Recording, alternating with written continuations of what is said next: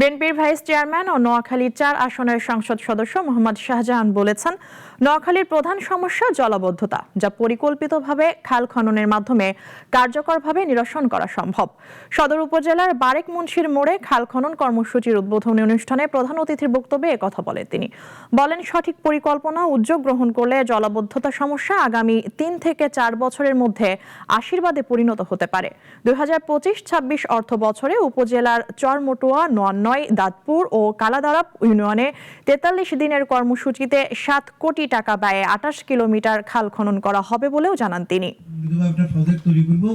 সবাইকে নিয়ে, প্রশাসন এবং ইঞ্জিনিয়ারদেরকে নিয়ে, এবং আমরা এই খালের এই যে বৃষ্টির পানি, জলাবদ্ধতা অভিশাপ, আল্লাহ দিয়ে আমাকে বাঁচিয়ে রাখা, আমি চেষ্টা করব এই জলাবদ্ধতা থেকে আশীর্বাদে পরিণত করার জন্য।